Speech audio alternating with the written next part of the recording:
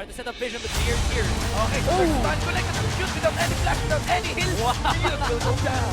Start to set up one dot player, one last hit, and that's just the first blood. Dito ba kayo? Look at the damage, look at the suicide na galing mula kay Lin. Walang nakukuha ang damage, walang nailalagay na damage. Pero ngayon, meron na, nawala na si Frog. In the frontline, Anjo, in the backline, and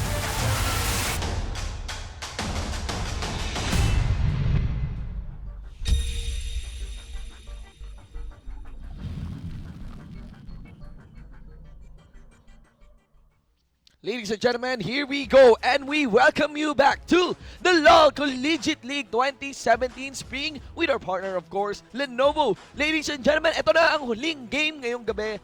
We apologize for the few hiccups ngayong for today's episode. But of course, enough of that. Let's get into our game. We're gonna be your shotcasters. I am Shinbu with a 1 for an I. And of course, with me is Vulcan. So, for this final game, we have a very interesting matchup. UPD versus ADMU. Man, clearly, UPD and ADMU, they've never faced each other. Yeah. In the long time. In the long time. But now, right now, in the last game of our first week, we'll be seeing them facing each other. So there's a lot of, rivalry going on. There is the point that, UPD is actually half knee XPGS, but same as ADMU, they also have an XPGS. So let's see how it plays out. It's a really exciting game. Napaka punong-puno nga ng all-star, napaka all-star ng lineup dito sa laban na to between UPD Oblation Esports versus Ateneo de Manila University Azure Eagles. Counting how many XPGS players are here. You got Zender, nandun din si Mikos. Okay, we also have for this side, we got Veer, we also got Berserk, and we even have Nip. Lahat yan, di ba? Galing sa PGS, 5 PGS, XPGS players na naglalaro ngayon dito sa LCL. So, expect a very high level of play from this from the fight between these two teams. Yeah, very high level of play just in the LCL scene. So let's see how ADMU will play it out.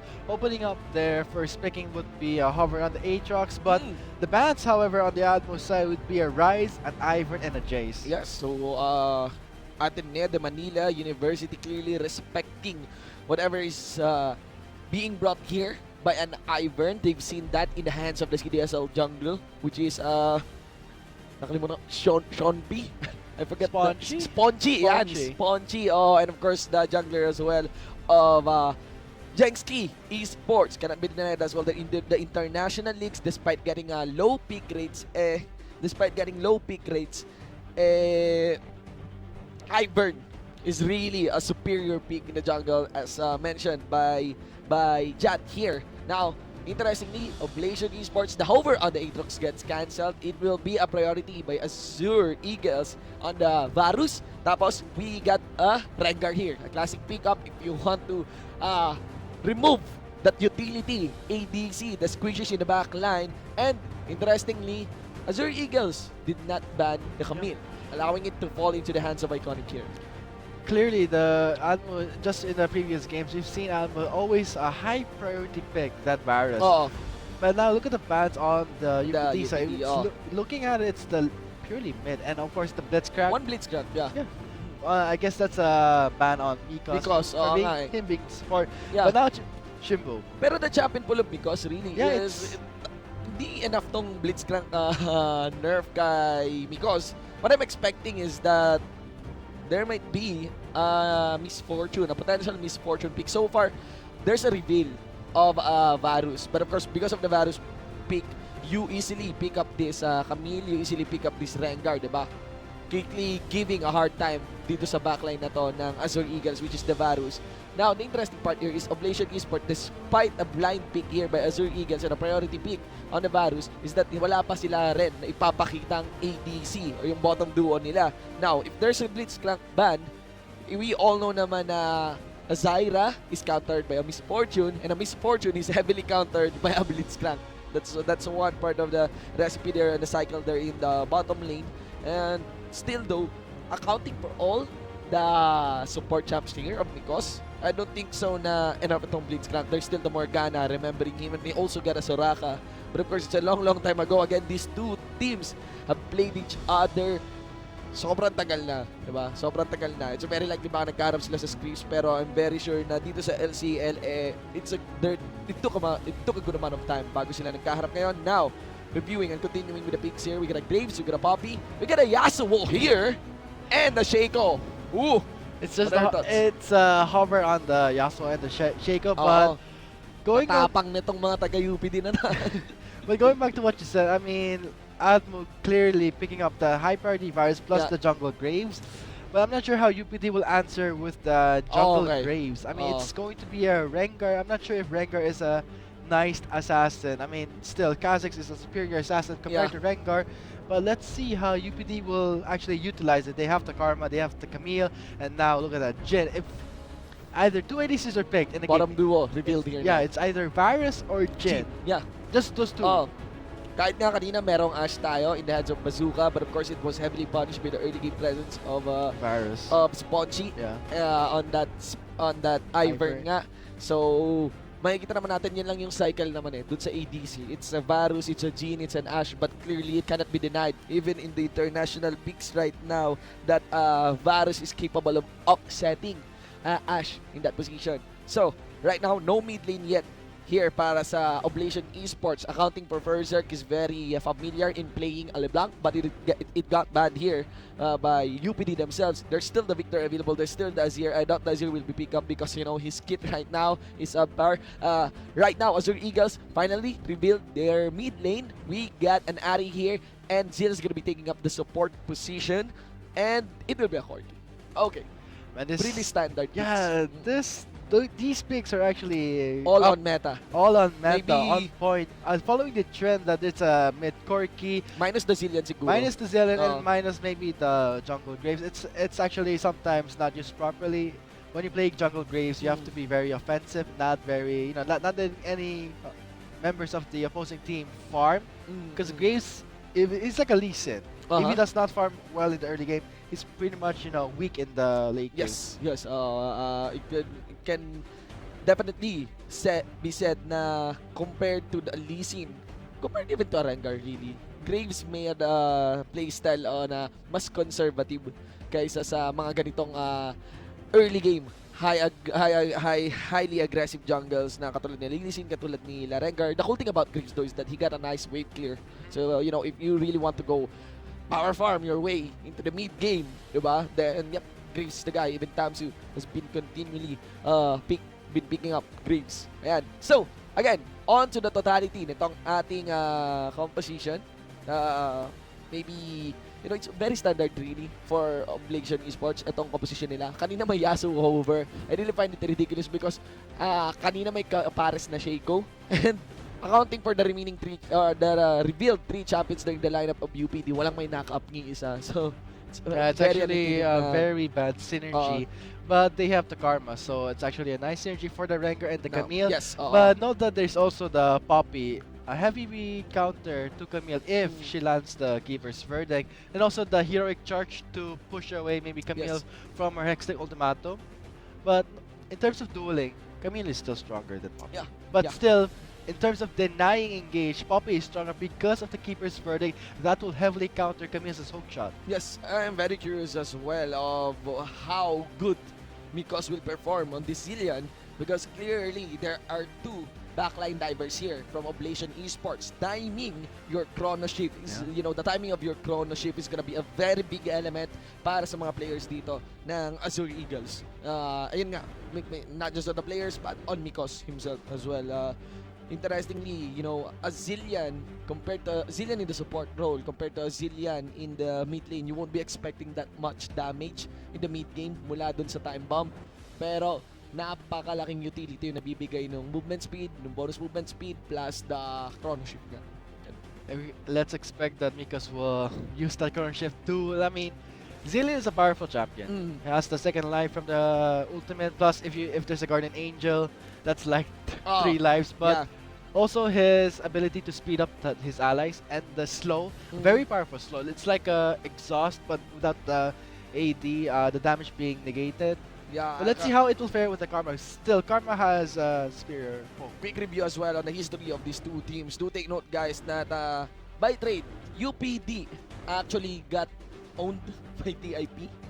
Ex-champion natin dito, if I'm not mistaken. Yep.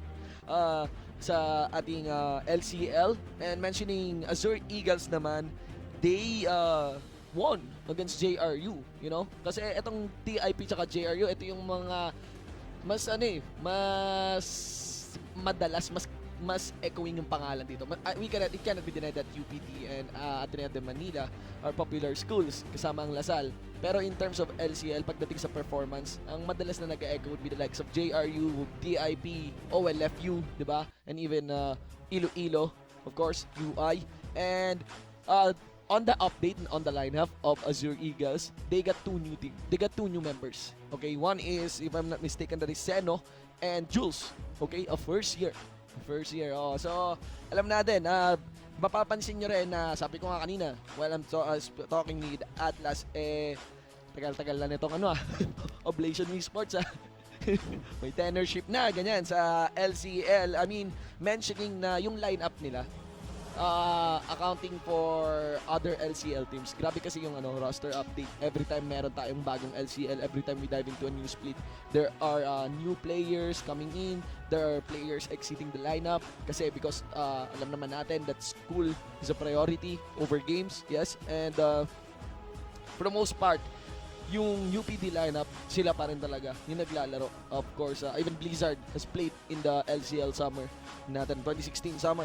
And ayun nga, for the most part, madalas yan kapag mga 4th year na, or 3rd year even when the load of college is increasing, diba? Yeah, it's increasing, but sometimes when you're in the 4th year, you don't really feel it. Ow!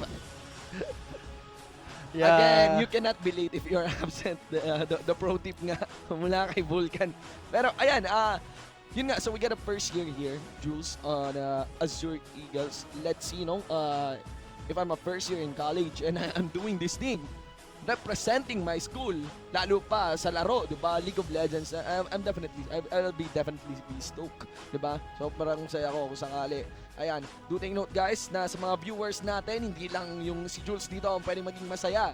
Kayo rin, meron pa tayong search and win promo. All the remaining links will be shown in this last game. Like, we had delays, we had postponed matches, like game 4, game 5, straight to game, the last game of the night. All the links that was supposed to be shown in those games will be shown in this last match. So maybe maraming trivia questions yun. There's a lot of trivia questions, and we got know that from the message that be ready to really stay true to the scene. Kasi guys, yung trivia question po yun, hindi yun chamba-chamba, okay? Look into the details of the game. Be sure to watch it. Of course, we'll do our best to provide the proper commentary para sa game natin so that you don't miss out any details. Again, for our search and win promo mechanic, may lalabas po na code. Bandang dito yun. Dyan sa natin, sa screen natin, okay? Yung link na yon, i-ready nyo na yung tab nyo habang nanonood. Tapos, pag nabas ng link, type nyo kaagad kasi paunahan po yun. Paunahan na makapunta sa link, paunahan na makasagot ng tama, and bam! Ngayong gabi, hindi lang kayo ang sundalo ko, kundi you got a mystery gift as well. If you you type in the link fast, but make sure you also have the correct answer. Oo, yun nga. Hindi yung keyboard wires na ang bilis lang tapos hindi naman tama yung sagot. And guys, huling game na. Grabe. Simula tayo mula Friday pa hanggang Saturday. 2 days of PGS, intense matches. And now we got a first week of LCL. Clearly, one hell of a weekend for esports. Right now, not just that, what you said with the BGS scene, but now also we can see the same skill level right now only in this last match because like what you said, there's PGS players on both teams. Let's see how these teams will play. This is like beyond like maybe pro level play. Let's get into the game 6, the last game of the first week. Sino nga ba ang magwawagi? And who will come out on top of this match? This is Game 6 of the Lenovo LOL Collegiate League 2017 Spring. One big fight for Ateneo and UP fight for UPD. The biggest shoutout sa mga summoners natin, ang mga viewers natin na nanggagaling sa mga schools na to, and of course to the other schools. Let's see. We have a very, very interesting lineup of players playing for these two teams. I'm very excited. Observing the situation here onto our map, looking into the first items in terms of dueling. Look at Iconic. So, Doran's Blade kaagad. para sa not even gonna play the sustained game really against the Poppy. Up front, he would want to get that duel Yeah, with Poppy. No? The Doran's blade starting. It's like it has all the stats you need: health, Mm. AD, and lifesteal. Oh, so for But dueling talaga. yeah, for dueling, but Poppy has more sustain actually, because he Oh, has but the shield. the shield, the passive of the armor, and plus with that corrupting potion, Poppy will deal more damage. Even though without a Doran's blade, he has the corrupting potion plus the hammer smash scaling with health. Yun, no. So, it would be a battle of play really. It's like iconic no, entering this top lane match up. Kind of a, hindi lang aggressive, kundi very willing to really take a fight against the Poppy. Okay, so they know it's Poopy and this Poppy. And of course, for the bottom duo or for the bottom lane match up, Mikos and Jules. Wow. So Mikos no, it's like a babysitting job for Mikos. Taking care of the first year for their lineup. Do take note that first Zerk here, dating ADC ng, if I'm not mistaken, ng Oblation Esports, had played the ADC role as well during his time in the PGS. And now, taking the mid lane, it's gonna be Blizzard and Nip here. Of course. Holding on to this This is karma. the bot lane matchup. It's like it's their pride on the line as Oh, who's Poke game kasi yung bot lane yeah, it's a matchup poke eh. game. So who is the better support in terms of poke? Heavily dependent sa jungle. Let's see. So, here That's what I was comes talking about. the The keeper's verdict. Uh, Denying Iconics is initiate for Weird to land a successful gank. So maybe you should try, not on the top lane because of that. Yup. Cannot be denied as well na yung plano din dito ng UPD would be because the fight for in the bottom lane is a poke fight. Actually, I would recommend na kung magdadala ka ng jungle, ilagay mo sa bottom lane. Kasi kahit poke fight to, even if they are fighting at a distance, napakalambot ng mga champions dito ngayon sa bottom lane. But right now, it is different. Seen in the eyes of Oblation Esports with V making a visit in the top lane. We're clearly in for a Look snowball. at that. Neat making a very reckless, approach to Jules may pay off, Fourth but bullet. Blizzard Oh. exhausted with the fourth bullet, Yeah. not dealing the finishing blow. Yeah, won't be flashing in because there's still the heal available. Yun yung malaking problema. But very intuitive engage there by Nip. Clearly predicting that by the time na nakadikit na siya kay Jules dito, Blizzard is rolling the number 4 bullet shot on his Jin.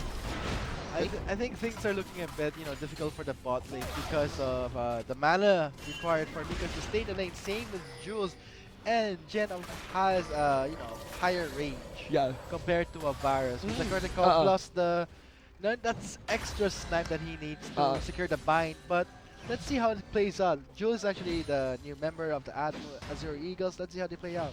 Interestingly, you can see here that Blizzard opted in building and taking first boots compared to the usual Doran's Blade start or even longsword start really for an ADC kasi madalas longsword na ngayon yung usapan so that you can easily rush serrated dirt on the early parts of the game. So right now we are about to enter the first 5 minutes of our game without any blood. Look at that. I Shedded mean, this up 5 minutes in the game, no blood has been shed. So, what does this mean in the playstyle of these both teams? Clearly, it's at the level where they're trying to read each other. They don't want to risk anything and give a first blood, giving a lead. Clearly, we are seeing a very high level of gameplay in the collegiate level right now in the LCL. I'm not pretty sure how Iconic will deal against Poopy because the steadfast presence is such a heavy counter to Iconic's, coming as a hook shot. But denying the re-engage and the stun if he lands it. There is full wave lead din sa Iconic dito against Poopy and it will be thickened further because of that stack built up by Poopy under the turret of Iconic. Yeah, and also, note that in the bot lane, there's the Zealand. More experience for Jules. What does that mean? He gets to level up faster, putting more damage in the piercing arrow. That is main damage. So we might expect that Jules might hit level 6 compared to Blizzard, might deliver more pain because of the level superior than just say level 6 or 7. He still has a higher point on the piercing arrow. So right now the priority in the bot side of ADMU is to provide a lot of damage, but Yeah. it'll be difficult. We could see the map as well. There are 2 question mark pings in the red side jungle by Zen just because he scouted the blasting code. Nakakasabog lang. Okay, so that is clearly an information na you could predict because the laners did not left their lane. So it's very likely that Ubir would be on his own side of the jungle, which is on the red side. Let's see as Zen is just making over the top lane, thinking that V would be there, and V would be wise to rotate here in the mid lane.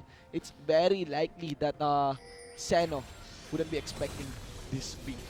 Iconic really pushed against his turret. The keeper verdicts will not land. Here's the setup for Poopy. There's the whole ultimatum, and now No Zen turret hits though. chasing down Iconic. Yeah. That would be, disengaged from ADMU's side.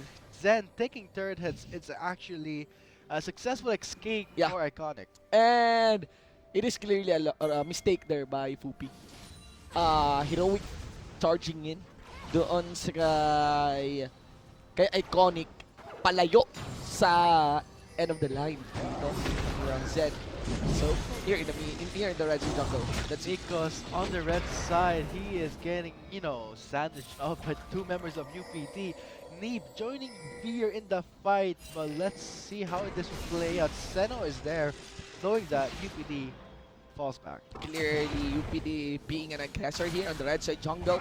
That is an intuitive rotation done there by Veer, but got foiled really by Azure Eagles because Zen is on the red side jungle of Veer, now removing his red bramble back against him. Oh, things look really, a bit dire on the bot side of ADMU. Look at Julius' CS, very low compared to Blizzard. In terms of itemization, clearly Blizzard will finish off his lethality first. More damage compared to Julius, so let's hope that he catches up in CS. Really curious of how many pots are still available there for Blizzard. He still has 3 pots. Okay? So, yan yung first items niya na pinick up kasama nung boots. So, clearly, there's no damage depth in a fatal manner dito sa bottom duo ng Oblation Esports. Looking as well onto the itemizations here in the mid lane. Both Berserk and Seno still not leaving their... Well, Berserk recalled now. So, he got a Shini, also got a Fate. So, you could see kung gaano sila katagal nag-stay sa lane nila. On the first recall, you got 2 component items of the Trinity Force. And Iconic really baiting up the keeper's verdict. Look at that, he paused for a moment to see that he could land there, but Poopy knows better. But going back to the bot lane, the focus is really there because when the late game comes, it's up to the ADCs, Jin and Varus, to deliver the 8 raw 80 damage with the current count. But Julius, first back, gets the Fear of the Goddess and 2 longswords, did not get the lethality item yet. But looks like Blizzard will finish the Yomu's Ghost play pretty soon, out-damaging Julius. Yeah, actually, second back na nga rin yun ni Jules. Unang back niya is longsword lang yung na-pick up niya dito. So, it's clear na out-damage. Caulfield Summer is completed with 1 longsword as a bonus. So, it's like an optimization really in the gold here by Blizzard. He cannot build the Yunmus Ghost Blade, picking up another longsword. Not bad, I can still use this longsword on my second core item. And with that said, goes back, like we said, with the Warhammer, look at the damage. That's going to be at least, a gap in 40 AD compared to Jules with that long sword picked up. Yeah. More than 40 actually. That's actually gonna be a lot. Papansin din natin dito that Seno will be aiming for the long game as well. Picking up the mana component here of the Morello Nomicon compared to the Fiendis Codex for the cooldown and for the more AP na component of Morello Nomicon. Okay, so Clearly, very look at that. very slow pace. Yeah, slow pace. 10 minutes, almost 11 minutes into the game. No blood has been shed. Clearly, this is a game for CS farming. Mas matagal na merong first blood, mas malaki yung darating na team fight. Unless there is a positional mistake here of shoving too much in your lane or being extended too much in a sense that the jungler can capitalize. Look at that iconic baiting out Goofy so that Veer can get a clear shot, but Yeah. I think that's a bit of a giveaway thing, seeing how he moves to the top lane. Yeah. Now with 3 members of ADMU on the bot side, they really want to secure the first turret. Yeah, man. there's also a ping there Yeah. against Veer. So clearly, Kubi has an idea that Veer would be there. Everyone, the battle is happening really on the comms here of these two teams. You know, both teams keeping a close tab on the position of the enemy jungler. Now, on this low-paced game, the one who benefits more, in my opinion, would be a Graves, really. Because between the two, if someone has a lot of kill potential. But yeah, taking the Drake under a ward, that would spell something This for will you. be the first team fight. Let's see how it turns out. Zen is dangerously low. He flashed No flash on away. Also, because Iconic in the middle of the Hextech ultimatum. He's not getting anywhere. Giving Iconic the first blood. Nice job there by Iconic, really balancing out his skills in a manner na talagang tinansya niya kung pwede nga ba siyang maka-flash in kay Graves because in the instance that Graves turned, it's a flash Hextech ultimatum, perfect in the range to catch this Graves without any flash. Not to mention that Mikos is caught as well. The damage from Blizzard really providing a lot of profit dito para sa UPD Liman Oblivion Esports. That said, I mean, with the jungler draw, they gave them a really easy Drake. Plus, they got the Drake. Now they're aiming for that first turret. Here comes Julius is alone defending this turret. Managed to, you know, scare away Veer. So it's better, it won't be third take here by Oblivion Esports. So the first blood on the turret would be another story. Do take note though that Whoopi has a teleport advantage against Iconic. One element as well there ba na naipanalo ng Oblivion Esports in the bottom lane was of the top laner not teleporting from the side of Azure Eagles. That is our first link for our search and win promo for today or for this final game. So, again, ano kaya yung tanong na? I'm very curious.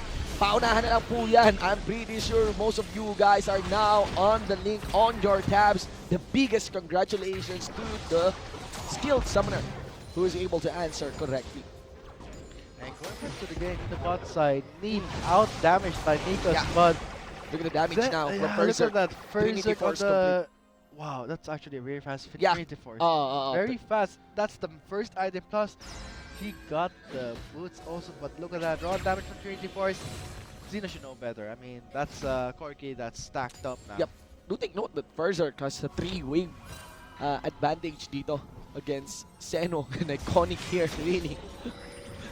I Like, mean, yeah, putting the tilts on Bobby, like really provoking him and clearly making a statement. Do take note that 100 kill participation dito, si Iconic. 1 assist and 1 kill. Not to mention that the other kill as well, the other half of the kill goes into the hands of Berserk. pings here and there. Admoon senses that UPD is making their advances to the blue side of their jungle. Big Ned Zen is Desert. alone. Here comes the engage. Veer. Thrill of the Hunt is on. Managed to, you know, bind Hoopy. But why go inside Hoopy where he's actually a tank? They will have to disengage from this fight. Berserk as well, warding off Seno to respond on that aggressive maneuver done there by Oblivion Esports with the help of Nip. Really, nakarating sa top lane si Nip, mga kaibigan. Whereas the bottom duo here, Ateneo de Manila is left having no kill potential really against Blizzard. And Blizzard very capable of farming on their tower. Okay, so, Wow, look at that. no Morello, no Miguel this Ariten as well. The damage coming from Zeno with that Irie is showing it now. Here comes the second line. Spell back from Berserk. The Graves, will he make use of that second knife? Yes, he does with securing the first, second kill. Now, pick up the current call. Who will pick up? Zeno does not get the fourth bullet because blocking off that. The thing about the curtain call is, had it landed on Seno, it's a sure kill really because scales on your missing it. Meanwhile, seeing a different story here, Jules still taking the slow game here. He got the 2 component items now of the Yunmus Ghostblade. Compared to Blizzard, who got a Yunmus Ghostblade already on top of that Boots of Sweetness. Ateneo de Manila making a rotation now here in the bottom lane. With the recent nerfs to Camille, it's not really showing. I mean, Oo nga eh. in terms of dueling, Iconic should be a bit more, aware that he cannot sustain a fight against a Poppy. If ever things are looking bad for Poopy, he can always fling him away. But that's actually really hard to land. But Yeah. let's see how Poopy's itemizing. Finishing up the Sunfire is a good item against a dueling champion like Camille. And a clear mistake as well by Berserk there in the mid lane, overstaying. I mean, I highly doubt na meron siyang Valkyrie to escape that position. But it came to a point that he stand there dueling with Zeno and actually the low life members here of Azure Eagles, which allowed even for Zen to complete the Chrono Shift revive. And yep, just go all in. Mika has been spotted out. The chain of corruption misses. Jewel is in big trouble. Here comes Leaf with the mine. Tether has been broken. Mika might die. He gets down. Berserk takes him down. Teleport coming to the top lane. Iconic on the scene with Camille. Here comes the Hextech ultimatum. And then re-engaged by Iconic onto Zeno. Fear leaps for him, but he's dangerously low. He might go down. No, he does not. This will be a cleanup with UPD. Just might secure their ace. Iconic. Very talented. Oh, curtain call. Oh, Gets the side. oh, come on. The last bullet will not hit. That will be a 4-1 trade. Teach me. UPD showing their strengths in team fights. And that's how it is done. Miss all your curtain calls and show your Mastery 7 badge. Done there by Blizzard. But in the end, it's still a major win by UPD Oblation Esports. A stellar teleport play there by Iconic. Nice. And you can see here, it's a very aggressive engage really here by UPD. And ayun, nice Valkyrie by Berserk, removing that crucial skill down from Jules. And this is where it went awkward for UPD. Nip, the bottom duo, getting dual deal by the top laner, and in the back line, the Ari. But it's Iconic kasi na was able to remove the first champions here from Azure Eagles. And the thing here is that if you are not able to stop... Oh, right, hold that thought. ADMU securing their spot in the riverside, preparing for the Drake with 2 members of UPD down. They are coming back with a vengeance right now. I mean, they've lost the bot lane fight. They redeemed themselves with picking up 2 members of UPD, but I'm not pretty sure if that's gonna make a considerable difference because the gold lead right now is still at least 4,000. Berserk still has the Trinity Force, and the BF Sword might transition to an Infinity Edge. That's gonna spell, really things bad for ADMU. Yeah. They have to start building defensively, and let's see how, the next pick of items will be. Julius is very delayed in itemization. No kills on the first 10 minutes of the game and 10 kills on the next 10 minutes. Next 10 minutes of the game. That's how it is done by these two teams. Taking fights after fights. Let's have a review of what happened there in the river kasi di rin natin alam kung paano nagsimula yan. Oh! Berserk! With that very aggressive initiate. It's not really the best form of initiate, especially overstaying there. Mikos would be wise. What happened there? Did Nip... Ah, okay. Kaya pala. Oh, the bomb! The bomb was on Neep, and Neep was staying close to Berserk. That gave the kill to Miko. I don't know, man. I feel like it's Nip trolling Berserk. Seriously, I don't account for Nip na makakagawa ng ganung klaseng mistake, man. Man, don't tilt now. It's the first week you want to secure your seed. Yun nga. So right, with that said, the Baroness life with the Infernal Drake, being secured by, I'm not pretty sure, it's still going to UPD for seeing 2 Drakes. I'm really curious paano napatay dun ni Mikos, si Berserk. Ayun pala. The bomb. I did not see any bomb. I even see Jules missing a piercing arrow towards Berserk. But, Nip did Mikos' job really well. Nice synergy from the support here of these two teams. I think they are thinking alike. Let me help you out. Now I caught. Oh, Poopy is actually out position with. Oh, he does not go down without a fight. He's very tanky with. Oh, that Trinity Force just Of secured course. the kill. Clearly iconic here. 4-0-1 Trinity Force. There's also the Towering Fish kasama. Fish kasama rin yung Tiamat. We got double Cloud Drake as well for UPD. Cloud Drake. So, it will allow them to respond wherever the battle will happen. So, ayan. Look at that. Going back I can imagine Nip saying really to Berserk, challenge what you know. Challenge Before, what you know, yeah. or you challenge me. You think I'm your ally? Challenge what you know. It's And going to it's be the bump of maybe the 4 Berserk. versus 6. 4 Yeah, versus 4 6. versus 6, ladies and gentlemen. That's how Report. it is done by Nip. Report. I mean, Uh, assisting enemy team. Of course. So, now, back in this game, 5-7. The thing here really is that despite the kills on Berserk, hindi siya enough kasi ang laki pa rin na nailalagay na damage ni Berserk bago siya mamatay. And interestingly though, what should be stopped here by Oblation Esports is for Berserk to be the main initiate. Kasi hindi kailangan. Hindi kailangan. You know, Corky is a poke champion. And during that time that when he initiated in the mid lane, he got no package. It's just a Valkyrie, really. For the Yeah. face check, of course, done by me because he was aiming really to go for the burst. But right now, kung makuha ng Azure Eagles yung bounty under the belt of Iconic, it would be a nice chunk of gold for their team. Right now, the members of UPD rotating to the mid side. This will be an assassination attempt for, you know, whoever is unlucky. This Yeah. might... Teleport is still available for Iconic though. Teleport is still available with now Mikos on the wall, failing to land that double, you know, that stun of the double bomb. Let's see how things play out. I mean, the members are still playing it safe as of now for maybe the top lane, but look at that Iconic finishing up the Titanic Hydra plus Trinity Force. That will deliver a lot of damage. Yeah, both of these two teams is very... Oh, right now, Berserk is isolated. Now, Berserk is isolated, but not his damage. Oh, Julius with the piercing arrow. Now Gets sniped. Gets sniped, and now Veer on the hunt. Who will he go for? Right Yeah. now, there was the sweepiness to see where Regger might be. 1-for-1, these two mid laners gone. And what I want to mention here is that yung siege na yun, small siege really, not a full commitment to a siege by Oblation Esports, is that it's a setup to gain vision in this red side jungle because they're aiming to take the fight on the red side jungle with Iconic as the main catalyst. He was allowed to split push dun sa bottom lane and clearly kasi wala na rin yung outer top laner dito ng dalawang team. And the Baron, it's very threatening really to start the Baron with this with this kind of blade. It's not yet enough. It's not yet that obvious to initiate on the Baron. So, things have reset. That siege, that plan by UPD in the bottom lane, kind of got foiled with a 1-for-1 between these two mid lanes. They may have to find a new strategy, but for now, it's gonna be a defend of the side lanes. Even Blizzard was sent to the top lane. I mean, Blizzard has to, you know, farm it out. It's a Jin. But going back to what you said, same with Julius, item-wise, he is catching up. Yeah. But I'm not pretty sure if that's going to be... Edge of the night? He's still behind. Yeah, still behind.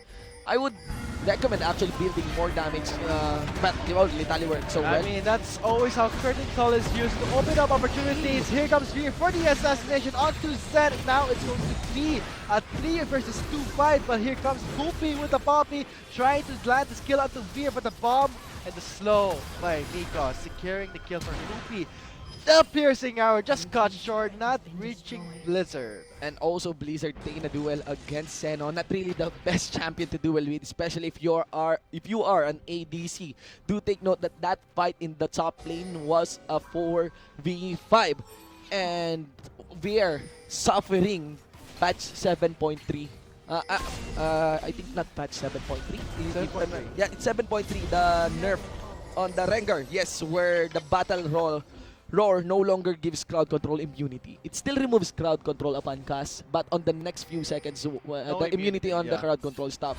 And yun, had it been hindi pa 7.3, might have escaped. Yeah, look at that, Iconic pushing both lanes. When he's done with top lane, he's going to bottom lane. But the thing about Goofy is that he does not really respond to teamfight stuff compared to Iconic. Yeah. Iconic has a really good kill participation with 4-on-1. Yeah. I mean, This is only the time na hindi sumali si Iconic really, yung siege na yun dun sa blue side jungle. But right now, with the assurance of the Chrono Shift, ADMU, making a touch here in the mid lane outside turret of Oblation Esports. Ito yung problema ngayon ng Oblation Esports. They still have lots of assets really to protect the mid lane outer, the bottom lane outer. But this would be nice because if ever they win this fight in the mid lane, they could take a Drake, which is about to come up in the next few seconds. I'm pretty sure that Goofy's having a hard time trying to find his position with that Jin plus the Corki. But nice job for Julius to provide that, you know, poke damage. But should he actually, you know, keep poking? His very mana dependent, Yeah. but the Tear of the Goddess will help him out. But Not to mention that Iconic is yeah, derping in the top lane, making the push, Look at putting Azure Eagles in a bad spot of deciding what will they do. Go for the Drake, go for the Yeah. push in the mid lane, or go to Iconic. 3 Cloud Tricks. That's insane movement Yeah. speed. ADMU has to run away from that. Critical is up. Mikos will be taking down Harry's the So bad. ultimate. This might be a Baron. Oh, look at that. They are delaying Mikos' death, and Veer goes out to him, and Berserk with the Gatling gun secures that double kill. Yep, here we go. There is the on the way signal for the Baron with 2 members gone. These dead timers, 25 seconds on Jules, 25 seconds as well on Mikos. UPD will aim to take the first Baron of this game. Let's see, they're still setting up. There is, of course, a lot of big potential onto them. Extec Ultimatum is still available. Testing his damage, but not respecting Zen's graves. Poopy flash over the wall and secures the kill on 2. Zen, and now Poopy, Hoppy all alone with the shield, sustaining him for that fight. But here comes Iconic with a stun from the hook shot. Will not do anything. The charm missed by Zeno. They lost their chance for the Baron at this Yep. point. It's a 2-for-1 though. 2-for-1 Still a trade. profit all in all for UPD naman. So, at least, it's a very nice job done there by Azure Eagles of, taking and making a stand still against Oblation Esports despite the lead that they have right now in this mid game. 7K gold lead. Right now with that huge gold lead, plus 3 Cloud Drakes. Yeah, yun na nga eh. ADMU will really have a hard time backing away, and if they're split pushing UPD has Extec Ultimatum complete available. control. Extec Ultimatum is still Ownership being though. safe, being conserved, waiting for the right time to strike. Redemption is there, but it's not Here comes there. Blizzard. Neeple will get destroyed by Package! Zeno. Package by Berserk. A mini equalizer will not do much. Curtain call is up, and now with Blizzard safely sniping away Oh my members. Poopy slowed down. 3 members are almost in kill range, 50% health. Yeah. That honey fruit, delicious, will sustain them, but they might go for a re-engage if they use them in fear. It's actually Iconic calling it Yeah. it's now. Give it the mid lane outer turret and let's try to defend this mid lane inner. Right now, the timers, though the distance traveled from the base to the inner mid lane turret, I doubt it would be enough. Do take note na dalawa yung ADC dito ng Ateneo de Manila University. Clearly upsetting and tipping the scales in their favor. Daan-daan yung 7K gold lead, naging 4K na. In that instant, 3K has been cashed in by Azure Eagles, our second lick for this game. Wow. Iconic still has 0 deaths, trying to slow down the members. He still has the Hextech Ultimatum, but does not need it. Look at the damage from the Trinity Force plus the Titanic Hydra without their jungler. Mentioning the slow as well mula sa Deadman's Play, that failure to recall will instantly cash in. Oblation Esports a Baron. Will there be a miracle piercing arrow down there by Jules? Rather, it's gonna be Poopy swinging. His! Oh my god! Oh, he's in a very awkward spot. Members of ADMU are completely ignoring him, focusing on the high priority targets. That is Jules. Here comes Iconic for the chase and fear. The re-engage for Mikos. That was actually an easy pickup. Yeah. And now, members of UPD controlling the fight, ignoring Poopy first was a wise choice in attack. Go for the squishes like Jules, like Mikos. The mistake of not recalling and cashing all your profits from the two mid lane turrets. That's what allowed UPD to take in this Baron. So, eto, A bit late to the party, It's- Poopy. pretty much the curtain call kanina rin ni Blizzard. Tatlo yung targets dumaan sa gitna. Same goes for this Keeper's Verdict. But right now, with that Keeper's Verdict gone, and with Poopy just staying in the back line, the backline as well of Ateneo de Manila University is just very vulnerable. Right now, we just have our camera focused onto Poopy, but in the end, with the help of Neep plus the sustain, Berserk has a lot of damage, the Shin procs as well. Right now, Ateneo de Manila University, they need to group up, they need to stall this one, because despite, oh wait, hold on thought. This might be a miracle fight, but with Mikos, the second life. Beer coming is up gone pretty there, huh? shortly. Beer is gone. Should not have started. That's a mistake on UPD. And now the charm missing on Xeno. Xeno not landing. Nice sidestep Skill for shot. UPD. Oh! Oh, the critical might secure a kill. Barricade protect for his Mikos. sniper. Protect Mikos. But Here comes Iconic. Iconic. He has the Hex. The ultimate. Come on, kill someone. Just anyone. Fupi is getting shredded up by the members of UPD. Zern is talking about you. Iconic so low! They're so low. He goes down, but 3 members are going away from Fupi. 4 members are down. Julius is thinking red. That is a close call for Neat. The loyalty to their boss. Azure Eagles really grouping up. Para kay Mikos there. But that would allow, that would allow Iconic to flank 4 members. And what happened there is that the splash damage mula dun sa Titanic Hydra, yun yung nag-scale ng grabe against the backline here of Azure Eagles, including the Mobido. And yep, especially that is a fight fought by Ateneo de Manila University against Oblation Esports na may Baron. Man, that's what happened. They wasted too much time, too much resources. 4th bullet also landed onto Jules. So clearly damage is gone there. This is a good job by Zen to really do well out and at least stall the main damage dealer here of UPD. But, he just got own God clap here by Berserk. And with Iconic as well. But do take note that the bounty on Iconic is pretty big. Those are a lot of assists given onto Azure Eagles. Again, triple Cloud Drake. This is a lot of utilities, and of course for the chase. But what would really turn the tides here is if someone bags in this Infernal Drake. This is gonna be nice, not just for UPD, but also for Azure Eagles. I mean, should ADMU commit to this fight, they have the bar buff, they have 18 AP bonus.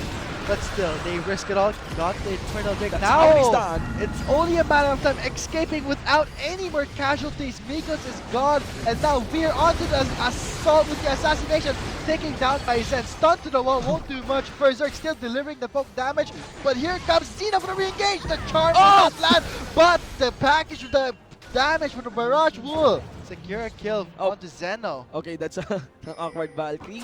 But, okay, really itong laro na to, despite the bottom lane inhibitor gone here against the side of Ateneo de Manila University, I really doubt UPD can close this one. The objectives available, let's see, they still have 2 ADCs with a support back. Oh, here comes Iconic's This might be backdoor the game. in the back line. This might be game set if UPD does not. I mean, they don't really risk it too much, and they still focus on the third. If ADMU let them have the way they want to be, this will cost them the game. Fupi trying to stall, and look at that Blizzard just sniping away Zen. Bouch on game set for UPD. It's gonna be the UP fight owning up against the one big fight. Akala ko talaga kaya pa i-stall ng Azure Eagles because all they need to do is really group up, put Pop in the front line, and anticipate kung kailan man mag-initiate dito sila Veer. The problem here is that in the instance na mag-initiate si Veer and they go all in onto him, Iconic, all those standoff na ginagawa between Azure Eagles and UPD, all that time, Iconic is spending a good amount of time split pushing, and in the instance na pwede na mag-clean up, tagalinis lang si Iconic. Napakalayo nung match niya compared dun sa Yasuo mid lane niya nung LCL Lenovo event, no? Ibang-iba. So, guys, eto na naman. We have another link here, ladies and gentlemen. Of course, for our search and win promo, the biggest congratulations to the summoner who will be bagging in that mystery gift for this trivia question. And of course, the biggest congratulations para sa UP Diliman, continuing the analysis on that game. Ayun nga, looking at the stats, makikita natin how, despite cashing a lot of debts, getting a lot of debts, Berserk still has a lot of contribution. That is 16 kills on top of the 25 kills by Oblation Esports. So, it cannot be denied na ang laki. I'm curious about the damage dealt to champion here Iconic's death is just one. Yeah. And look at that Blizzard keeping his cool with the KD of 40-12. UPD making it on top in that game, and let's hope that it's not yet the end, it's just the first week. Yeah. Let's see how ADMU will fight back strong against their rival, the UPD Ovation actually Esports. had their homework done in a sense na they really targeted the backline here of Ateneo, accounting that they have a first year, maybe. I mean, I'm not correlating the year level for the skill level, but I could correlate na kapag medyo bago-bago ka sa league, una mong pasok sa isang league like LCL, this is semi-pro, may jitters pa talaga, di ba? May jitters pa talaga. So, that's one thing. You know, if we would choose someone, kung ako yung nasa UPD Liman Oblation Esports, if I would pick a part of Ateneo that I want to capitalize on, it's the idea of Ateneo's newest ADC and the tendency of him picking a utility marksman. Then, yep, Veer is very good in making picks with the jungle. Hindi lang niya na Rengar, he's very capable of playing Lee Sin as well. Now, all you need to do is have a Camille open and Iconic will cash in that one. Also going on the Iconic with the Camille, clearly, when he just went to the hook shot with the backline, that really set ADMU, you know, going around. They didn't know what to do. And when team fights happen, they always lack one member. Yeah. Not always, but sometimes, majority of the time, they don't have complete. Sometimes, you know, the Graves, the jungler is always sniped out. That gave them an open for the Baron. Yeah. I think they have to start grouping up. And understanding the players as well of UPD. They're a team. You know, this si Ferzerk, si Nip, si Veer. Let's include Blizzard then. Saka si Iconic. These are players which are very capable of taking advantage kung ano yung makuha nila na small lead. Kahit pa Cloud Drake lang yan na triple Cloud Drake, they know how to play it well. They may lack the damage against the Poppy, you know, compared to getting an Infernal Drake. Infernal Drake was given even to Ateneo. But they know how to play around that sort of utility, which skills really nice with a Karma support as well. Yeah. Mad props for Nip as well. So guys, there you have it. The first week of the Lenovo LCL Spring 2017, and the last game ended with UPD winning. So guys, we'll be seeing the other conference naman on our next episode. So guys, we are your shoutcasters. I'm Vulcan, and joining with me is Shimbu. You just watched the great, I mean, not the greatest game. There's more games to follow, but that was the highly we got hiccups, game. pero I really enjoyed the games here by LCL. Definitely different na naman compared to what we've seen in the previous LCL splits. Indeed, what we know has been challenged. So guys, kami po yung naging shoutcaster for this game. Ako po si Shinbu with a 1, 4, and 9. And of course, with me is Vulcan. Maraming salamat po sa panunood. The biggest shoutouts sa lahat ng mga student summoners natin at sa lahat ng mga viewers at mga summoners na kasama po namin mula Friday hanggang Saturday. It's been a long week, really, dito sa Garena Esports. Muli, ito po ang Lenovo LCL 2017 Spring. And guys, have a blessed week ahead of you. Maraming salamat po. No, this Ariten as well. The damage coming from Zeno with that Irie showing it now. Here comes the second line. Step back from Berserk. The Graves will make use of that. Spot it out. The chain of corruption misses. Jewel is in big trouble. Here comes Speed for the fire. Standard has been broken. Nicholas might die. He gets down. Berserk takes him down. Teleport coming to the top. Iconic on the seat with Camille. Here comes the Hextech Ultimatum. And then re-engaged by Iconic onto Zeno. Fear leaps for him, but he's dangerously low. He might go down. No, he does not. This will be a cleanup with UPD. Just might secure their ace. Iconic. Right now, Berserk is isolated. Berserk is isolated, but not his damage. Oh! Julius with the piercing. Atu has to run away from that. Vertical is up. Nikos will be taking down Harry's ultimate. This might be a battle. Oh, look at that. They are delaying Nikos' death, and Fear goes out to it, and Berserk with the Gatling gun, it secures that potential onto them. Expect Ultimatum is still available. Testing his damage, but not respecting Zen's waves. Poopy flash up the wall and secures kill on 2. Zen, and now Poopy, Hoppy all alone with the shield, sustaining him for that fight. But here comes Iconic with the stun from the hook shot. Will not do anything. The charge missed by Zeno. We have a hard time backing away and very split pushing. Expect Ultimatum available. XM Automatic is still being safe. Be concerned. Waiting for right hand to strike. Redemption is there, but it's not there. Needle will get destroyed by Zeno. Packaged by Berserk. A mini equalizer will not do much. Curtain call is up. And now with Blizzard safely sniping away members. Moving slow down. 3 members are almost kill rate 50% health. Yeah, that is the members who still have but does not reach it. It's going to be Poopy swinging. Oh my god. Oh, he's in a very awkward spot. Members of ADMU are completely ignoring him. Focusing on the high priority target. That is Jules. Here comes Iconic for the chase and Fear. The re-engage for Nikos. That was actually an easy pickup. And now, the critical might secure a kill. Barricade for his member. Protect Nikos. But here comes Iconic. He has the Hex that ultimately come on, kill someone, just anyone. Poopy is getting shredded up by the members of UPD. Sonya's having about It's so low! It's so low, he goes down, but 3 members are going away from Poopy. 4 members are down. Julius is thinking red bonus. But still, they risk it all. Not they turn out big. Now it's only a matter of time escaping without any more casualties. Mikos is gone, and now we're on to the assault with the assassination. Taken down by Sen. Stunned to the wall, won't do much. Berserk still delivering the full damage. But here comes Cena for the re-engage. The charm will not land, but the package, the damage from the Barrage Wolf. Still have 2 NPCs with his support back. Oh, my here God, comes sir. Iconic's back might be door the game. in the back line. This might be game set if UPD does not. I mean, they don't really risk it too much, and they still focus on the third and ADMU. Let them have the way they want These are to be. good bullets. This will cost them the game. Poopy trying to stall, and look at that Blizzard just sniping away Zen down on game set for UPD. It's gonna be the UP